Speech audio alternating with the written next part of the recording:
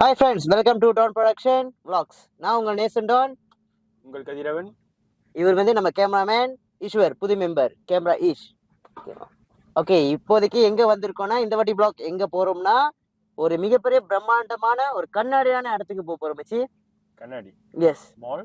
மால்ல நீ நினைக்கவே மால் கிடையாது. இது வந்து ஒரு ஆன்மீக சம்மந்தப்பட்டது.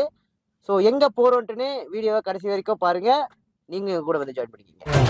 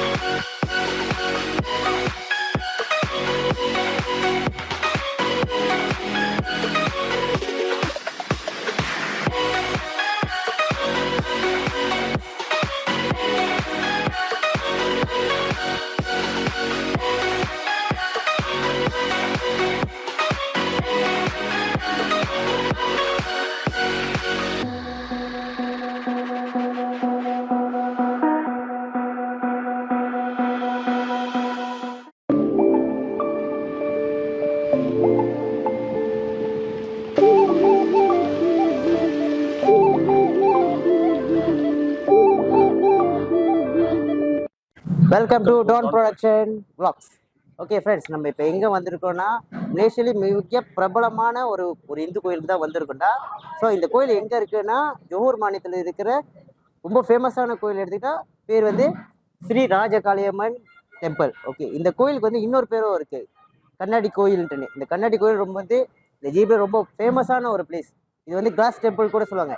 இதுக்கே அந்த கிளாஸ் டெம்பிள் பேர் வந்துச்சுன்னு சொல்றது வந்து நான் வீடியோ நடுவில் சொல்கிறேன். வீடியோ கடைசி வரைக்கும் எங்கள் கூட ஃபாலோ பண்ணி வாங்க. மச்சி செம்மையாக இருக்கு, ஃபுல்லாக கண்ணாடிடா.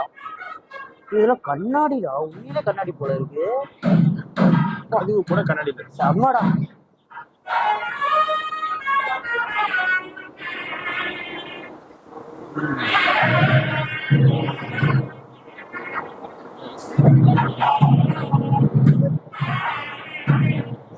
நோக்கா இருக்கு.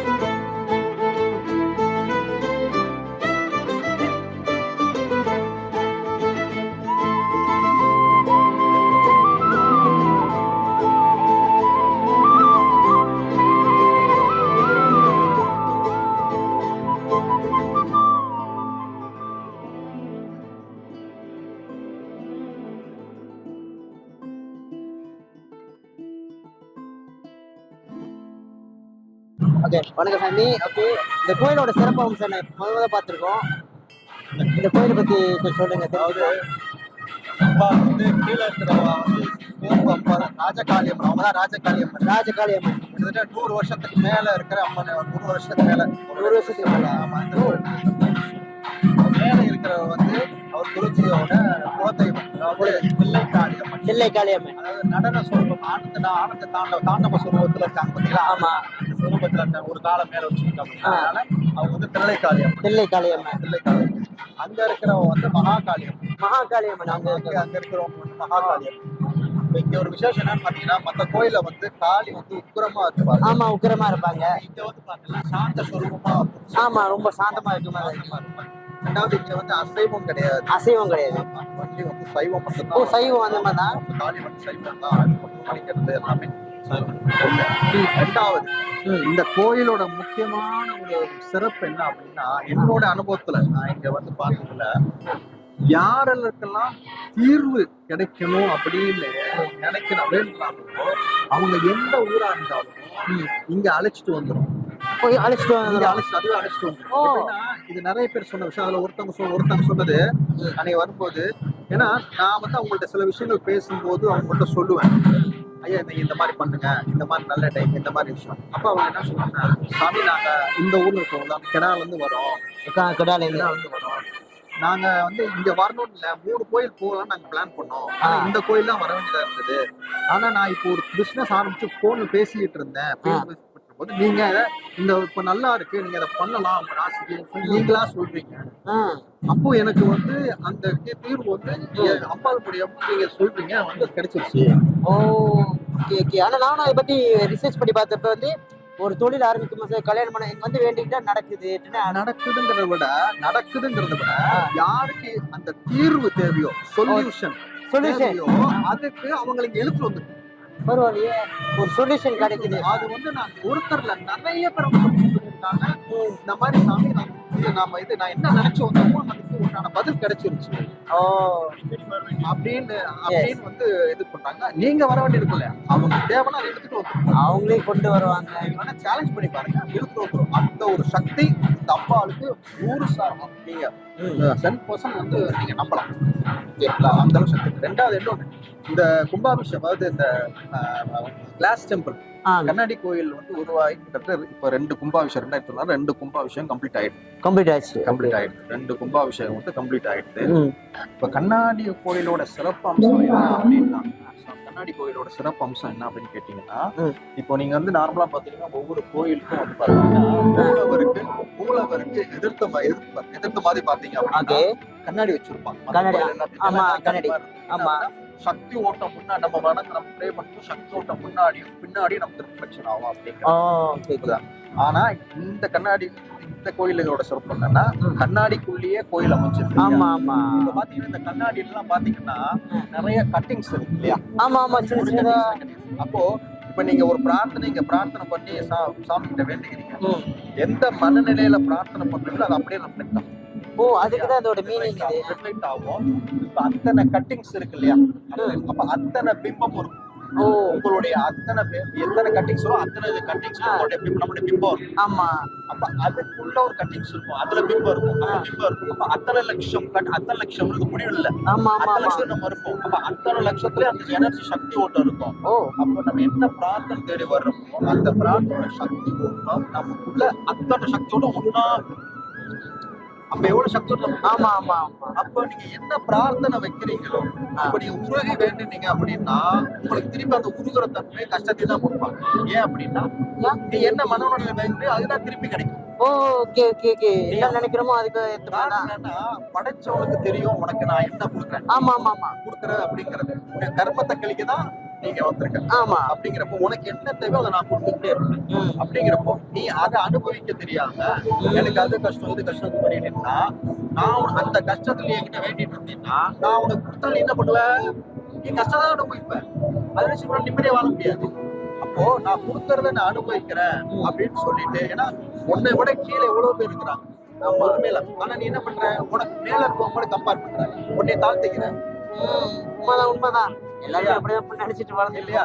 அப்படிங்கிறப்போ உனக்கு என்ன தேவை நான் கொடுக்குறேன்.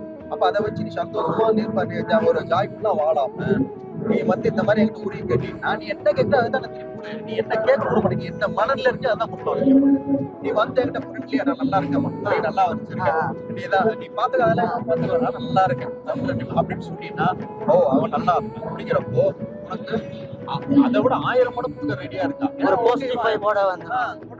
அப்போ எந்த மனநில கேட்கும் போது அத்தனை பிம்பத்திலேயே நீ இருக்க அப்படின்னு அப்ப எவ்வளவு பெரிய சக்தி. அதனாலதான் இந்த கோயில வந்து பாத்தீங்கன்னா அந்த ரிசல்ட் கிடைக்கும். ரொம்ப நன்றி சாமி சொன்னதுக்கு. அப்படியே எங்களுக்கு ஒரு அர்ச்சனை கண்டிப்பா பேரு டான் ப்ரொடக்ஷன் பிளாக்ஸ். அப்புறம் வந்து பேர் சாமி பேருக்கு தான் நேசன் லோகேஸ்வரன், கதிரவ நவராஜா, ஈஸ்வர். இப்போ நீங்க இப்ப வந்து எடுக்கிறது உங்களுக்கு ரிசல்ட் அது நினைச்சா ரொம்ப நல்லது தம்பி.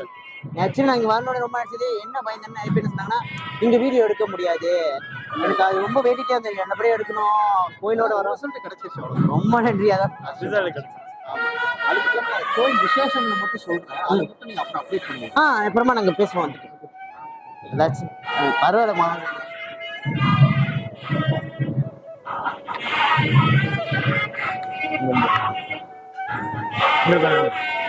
அந்த கோயிலுக்கு வந்துடணும்னு நினைச்சேன். இல்ல நான் கோயிலுக்கு போக மாட்டேன். அவர் சொல்லும் போது எனக்கு ஒரு விடயம் கிடைச்சிச்சு. என்னது ஒரு சொல்யூஷன்ல ஒரு சொல்யூஷன் கிடைச்சு. சரி நல்லா வேண்டிக்கோ. ஓகேயா, என்னன்னு வேண்டிக்கிற? அதுதான் மச்சான் மறந்துட்டேன். ஐயோ சப்ஸ்கிரைபர் நிறைய Subscriber நிறைய வரணும். சப்ஸ்கிரைபர் வந்து நம்மளுக்கு முக்கியம். வீடியோ பார்க்குறவங்க எல்லாருமே எங்களுக்கும் சேர்த்து வேண்டிக்கிறீங்க. 1000 சப்ஸ்கிரைபர் வந்து இவருக்கு இதான் வேலை.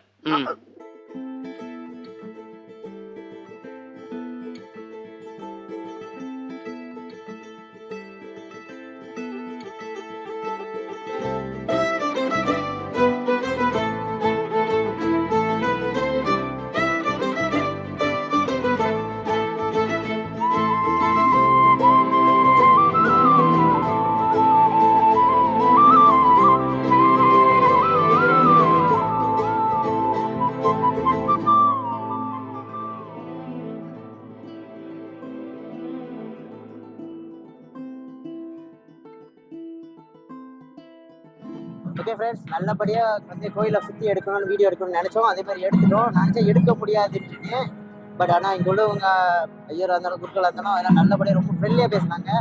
ஸோ வீடியோவை இங்கே எடுக்க விட்டாங்க. ஸோ ஓகே, இந்த அவர் சொன்ன மாதிரி இந்த கோயிலோட சிறப்பு அம்சம் பார்த்தீங்கன்னா இங்கே லட்சக்கணக்கான கண்ணாடி துண்டுகள் இருக்கு எல்லாமே. அங்கதான் எனக்கு டவுட், என்னதுடா இவ்வளவு கண்ணாடி எங்க இருந்து வந்துச்சு? ஓகே, இது கோயில். ஓகே, ஸ்டார்டிங் இந்த கோயிலை பற்றி நான் சொன்னா, இந்த கோயில் வந்து 1922 வந்துட்டு இந்தியாவிலேருந்து வந்த இளைஞர்கள் வந்து வேலை செய்யறதுக்காக வரப்ப இங்க ஒரு அம்மன் கோயில் வழிபாடுன்னு சொல்லிட்டு இங்க வழிபட ஆரம்பிச்சாங்க. 1922. ஆமா. அதுக்கப்புறம் 1991 இந்த கோயில் வந்து கட்டப்பட்டுச்சு. ஓகே, நல்ல சிறப்பா கட்டப்பட்டுச்சு. ஓகே, நீ கேட்டிய இங்க கண்ணாடி எப்படின்ட்டு. ஓகே, இந்த கண்ணாடியோட சிறப்பு அம்சம்னா இந்த கண்ணாடி வந்து ஒரு இடத்துல மட்டும் இல்ல, மலேசியா, இந்தோனேசியா, தாய்லாந்து, ஜப்பான் இந்த 4 நாடுகளையும் சேர்த்துப்பட்டு தான் இந்த கண்ணாடியா ஃபுல்லா உருவாக்கப்பட்டது. ஆமா, மேல கண்ணாடி, இந்த கண்ணாடி, தூண்ல கண்ணாடி, தூணு கூரை, கீழே இருக்கிற மோசைக்கெல்லாம் கூட கண்ணாடி தான். இந்த முக்காசி இந்த கோயில் வந்து 90% கண்ணாடியால தான் கட்டப்பட்டிருக்காங்க. ஸோ இந்த அது மட்டும் இல்லாம இந்த கோயில் வந்து ஃபுல்லா டூரிசம் வர்றதுக்கும் ஒரு இடமா ஆச்சு. ஆமா, நிறைய நானும் பார்த்தேன், நிறைய வெள்ளக்காரங்க. வெள்ளக்கார பத்தி வெள்ளக்காட்சியை பத்தி வெள்ளக்காரங்க தான் வெள்ளக்காரன் பார்த்து சைனீஸ் போயிட்டு இருக்காங்க. அதான் இங்க மெயின் மூலகாரணமா இருக்கிற தெய்வத்திட்டா காளியம்மன் அவங்க தான். ஸோ இந்த கோயில் வந்து எங்க இருக்கு பார்த்தீங்கன்னா ஜொஹூர் மாநிலத்தில் இருக்கிற சூசூர் சைட் அந்த இடத்துல இருக்கிற ஒரு கோயில். ஜேபியில் உள்ள மக்கள் கண்டிப்பா இங்க இருந்தீங்கன்னா இந்த கோயிலை கண்டிப்பா வந்து பாருங்க. பாத்தீங்கன்னா உங்களுக்கு நிறைய நல்லது நடக்கும். நிறைய நம்பிக்கையா சொல்லப்பட வர்றாங்க. என்னன்னா கல்யாண வாழ்க்கையா இருந்தாலும் சரி, ஏதாவது தொழில் ஆரம்பிக்கும் போதும் சரி, இந்த கோயிலை வந்து வேண்டிக்கிட்டாங்கன்னா நிறைய பேருக்கு நடக்குதுன்னு இங்க உள்ள ஒரு நம்பிக்கை. ஸோ அதை நீங்களும் வந்து அனுப்பிச்சு பார்க்கலாம். கண்டிப்பா இந்த வீடியோ பிடிச்சிருந்தா கண்டிப்பா லைக் பண்ணுங்க, கமெண்ட் பண்ணுங்க, ஷேர் பண்ணுங்க. அடுத்து ஏதாவது vlogs அடுத்து வேற இடத்துக்கு நாங்கள் எக்ஸ்ப்ளோர் பண்ணோம்னா அது நீங்க கமெண்ட் பண்ணுங்க. சரி சினிமா பத்தி பேசணுமா? ரொம்ப நன்றிண்ணே. ஓகே, நீங்க பேசுறீங்களா? நீங்களே பேசுங்களேன். நீங்களே பேசுங்க, பிரச்சனை இல்லை. சரி, நாங்க பேசுறோம். உங்களுக்கு பிரச்சனை தானே? ஈஸ்வர் வாங்க. ஓகே, வணக்கம்ண்ணே. ஓகே, இந்த சிவலிங்கம் பத்தி கொஞ்சம் சொல்லுங்க. பார்வதி பதி ஹரஹர மகாதேவோ. இங்க இருக்க சிவன் வந்து அர்ப்பணேஸ்வரர். உடனுரை வந்து திலகவதி அம்மாள். பார்வதியோட பேரு திலகவதி அம்மாள், சிவனோட பேரு அர்ப்பணேஸ்வரர். ஆத்மலிங்கம்னு சொல்லுவாங்க. ஆத்மலிங்கம்னா இதுல வந்து பஞ்சமுகம் கொண்டவர். இந்த லிங்கத்துல இருக்கவர் பஞ்சமுகம், 5 முகங்களை கொண்டவர். நிலம், நீர், ஆகாய, காற்று அப்படிங்குவாங்கல்ல, அந்த 5 லிங்கத்தை சேர்த்து வச்சிருக்கவர் தான் இந்த பஞ்சபூதம். ஆமா, பஞ்சபூதங்களையும் அடக்கி வச்சிருக்கவர் தான் இந்த ஆத்மலிங்கேஸ்வரர். இவர் வந்து மரகதத்தால செஞ்சிருக்காங்க. ஆமா, 5 தலை இருக்கிற மாதிரி பேசுறது. ஆமா. இன்னொரு விஷயம் என்னன்னா, உள்ள பாத்தீங்கன்னா 3 லட்சம் ருத்ராட்சம். எல்லா இடத்துலயும் நீங்க கண்ணாடி தான் பாத்துருக்கீங்க. ஆமா. இந்த சிவனோட கருவறையில பாத்தீங்கன்னா உங்களுக்கு ரூஃப்ல இருந்து வால்ல இருந்து எல்லாத்தையும் பார்க்கக்குள்ள ருத்ராட்சம் பதிச்சிருக்காங்க. எதுக்காக இந்த ருத்ராட்சம் பதிச்சிருக்காங்க? ருத்ராட்சத்துக்கும் நம்மளோட மனித மூளைக்கும் ஒரு கனெக்டிவிட்டி இருக்கு. ருத்ராட்சம் வந்து ஒரு பாசிட்டிவ் எனர்ஜி உள்ளது. அதுக்காக இந்த இடத்துல வந்து ருத்ராட்சம் பதிச்சிருக்காங்க. இந்த ஆத்மலிங்கேஸ்வரத்தை என்ன ஒரு விசேஷம்னா, நம்மளோட கர்ம வினைகள், பாவ வினைகள், நம்ம செஞ்ச கர்மாக்கள், முன்னோர்கள் செஞ்ச கர்மாக்கள். இப்ப ஒருத்தவங்க இருக்காங்க, அவங்க செஞ்ச பாவங்கள் இருக்கு, ஏதோ சூழ்நிலையினால அவங்க தவறிடுறாங்க. அந்த பாவங்கள் வந்து யாருக்கு சேரும்?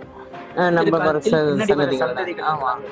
அப்படி சேரும்போது அந்த பாவ விமோசனத்துக்காக அவங்க பேரு சொல்லி பித்ரு சங்கல்பம் பண்ணலாம். உள்ள வந்து வாங்கிட்டு வந்தீங்கன்னா உள்ள வந்து நாங்க பன்னீர் தருவோம். உங்க கையால பஞ்சமுகலிங்கேஸ்வரர் ஆத்மலிங்கத்துக்கு பன்னீர் அபிஷேகம் பண்ணக்குள்ள அந்த பாவ வினைகள் நீங்குதுங்கிறது ஒரு ஐதீகம். அதுக்காக தான் இந்த சிவலிங்கம் வச்சிருக்காங்க. இது வந்து இங்க ரொம்ப விசேஷம் மகா சிவராத்திரி அன்னைக்கு 4 கால பூஜை நடக்கும். விடிய அபிஷேகம் நடக்கும். முத நாள் மாலை 5 மணிக்கு ஸ்டார்ட் ஆகி மறுநாள் காலையில 7:30-8 மணி வரையும் உங்களுக்கு வந்து அபிஷேகம் நடக்கும். இதுல என்ன ஒரு விசேஷம்னா, அபிஷேகம் பண்ணக்குள்ள எல்லா கோவில்லையும் பாத்தீங்கன்னா அங்க இருக்க சிவனடியார்களோ இல்ல குருக்களோ தான் அபிஷேகம் பண்ணுவாங்க. ஆனா இந்த கோயிலோட ஸ்பெஷல் என்னன்னா, இங்க வரக்கூடிய பக்தர்கள் வந்து டைரக்டா அந்த சிவனுக்கு வந்து சிவராத்திரி அன்னைக்கு அபிஷேகம் பண்ணலாமா? பன்னீர் அபிஷேகம் இல்ல, மத்தபடி எல்லா அபிஷேகம் அந்த 4 காலத்துக்கு ஒவ்வொரு காலத்துக்கும் ஒவ்வொரு பேட்ச் அனுப்புவாங்க. அந்த பேட்ச்ல நீங்க விசிட் டிக்கெட் வாங்கிட்டு நீங்க சிவனுக்கு வந்து உங்க கையால நீங்க அபிஷேகம் பண்ணக்கூடிய ஒரு பாக்கியம் கிடைக்கும். அது மட்டும் இல்லாம இன்னும் இந்த கோவில்ல இன்னொரு விசேஷம் என்னன்னா, நியூ இயர் லாஸ்ட் 31 ஃபர்ஸ்ட் நைட்ல இருந்து மறுநாள் ஃபர்ஸ்ட் நியூ இயர் ஃபர்ஸ்ட் பிறக்கிற வரையும் விடிய மகாகாளி அங்க இருக்காங்களா, மகாகாளி அவங்களுக்கு வந்து பாலாபிஷேகம் நடக்கும். இதையும் வந்து இங்க இருக்க குருக்களோ இல்ல வந்து சிவனடியார்களோ செய்ய போறதில்ல. வர பக்த கோடிகள் வந்து இதை வந்து அந்த அம்மாவோட ஆசி பெறணுங்கிறதுக்காக அவங்க கையாலே பாலாபிஷேகம் பண்ணலாம் அப்படின்னு சொல்லிட்டு இங்க உள்ள கோயில் நிர்வாகம் ஏற்பாடு பண்ணிருக்காங்க. இது எல்லா வருஷமும் நியூ இயர் அன்னைக்கு லாஸ்ட் ஸ்டார்ட் பண்ணிடுவாங்க அந்த அபிஷேகம். உங்க கையால வந்து அந்த அம்மனுக்கு அபிஷேகம் பண்ணக்குள்ள இன்ன வரையும் வந்து யாருமே வந்து டைரக்டா நம்ம சாமியை போய் தொட்டு பாக்குறதோ அபிஷேகம் பண்றதுக்கான ஒரு பாக்கியம் கிடைக்காது. அது வந்து எந்த கோயிலையும் கிடைக்காது. இந்த கோயில்ல வந்து அந்த பாக்கியம் வந்து டைரக்டா கிடைக்கும். வரக்கூடிய பக்தர்களுக்கு ஒரு சந்தோஷம், ஒரு ஆத்ம திருப்தி. உண்மைதான். அதுக்காக இந்த கோயில் நிர்வாகத்துல வந்து இந்த மாதிரி ஒரு அம்சம் ரெடி பண்ணிருக்காங்க. ரொம்ப சூப்பரான அம்சம் தான். ஆமா, வேற எந்த கோயிலையும் காண கிடைக்காத ஒரு காட்சி இருக்கும். அது மட்டும் இல்லாம இந்த கோவில்ல வந்து என்னென்ன சிறப்பு நாட்கள்னா, பிரதோஷ காலங்கள்ல சாயங்காலம் 6 மணிக்கு ஆரம்பிச்சு 4 மணிக்கு ஆரம்பிச்சு 6 மணி வரையும் பிரதோஷத்துக்கு சிவனுக்கும் நந்திக்கும் அபிஷேகம் நடக்கும். அது போக அமாவாசை பௌர்ணமி காலங்கள்ல 9 மணிக்கு இரவு 9 மணிக்கு பூஜை அபிஷேகம் ஆரம்பிக்கும். பௌர்ணமி காலங்கள்ல உற்சவம்பாள் தில்லைக்காளிக்கு வந்து அபிஷேகம் ஆரம்பிக்கும். அமாவாசை காலங்கள்ல மகாகாளிக்கு வந்து அபிஷேகம் ஆரம்பிக்கும். அது போக இந்த கோயில்ல வந்து விஷ்ணு சன்னதியும் இருக்கு, பாலாஜி சன்னதி.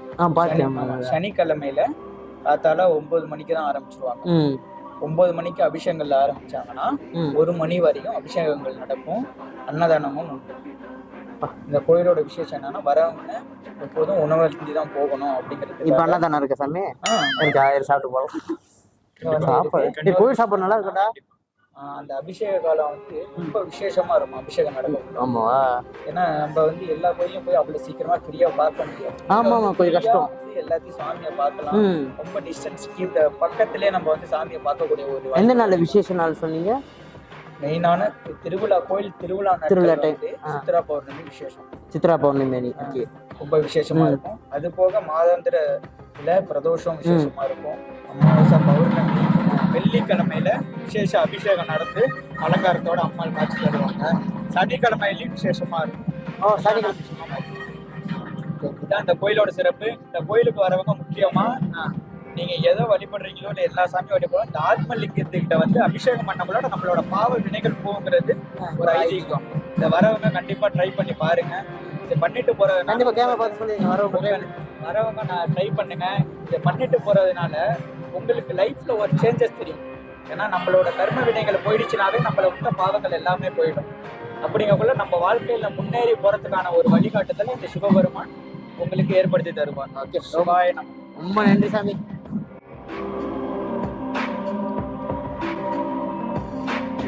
Sensitive.